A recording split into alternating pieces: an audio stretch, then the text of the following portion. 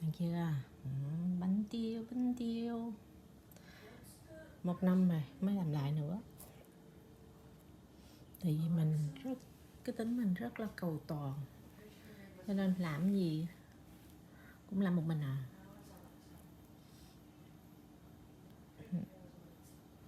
Trời, mấy hai thành viên kia làm không có ra đòn. Tại chỗ này mình cũng vừa làm vừa ăn vừa cho hàng xóm bạn bè, cho nên là mình làm mình à, để cái nào cái nấy ra cho nó ưng ý. Thấy chưa? Này mà ai ở gần nhà em ha, nói thiệt nha, fan bánh ăn ngọt ai gần nhà em mà là ăn lũ khủ luôn. Em hay làm, em buồn em làm.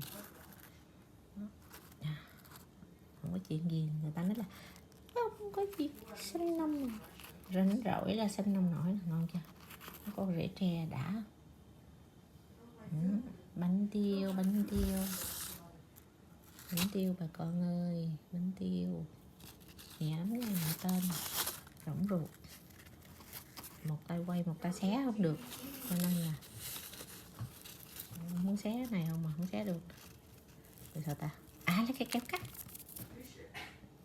Đợi chút, mình lấy cái kéo mình cắt. Đó, đúng rồi. Kéo nè, lấy cái cắt.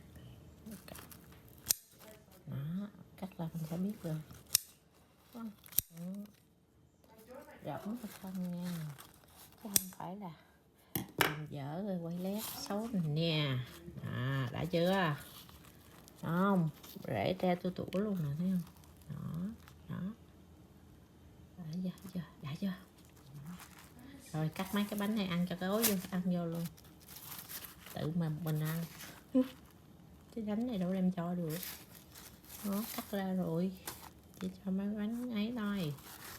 Bây giờ đi kêu chị hàng xóm trước, cho cái chị sắp bên neighbor mình nè. Chị có gì chị cũng cho mình ăn, chỉ đi chùa có đồ chay là đem về cho mình. Đó. Mình chơi với bạn là bạn rất quý mình, mà mình cũng rất là quý bạn luôn, không có chơi xỏ người này người kia đâu. Những người đó mình lội ra hết rồi. Ok, bye.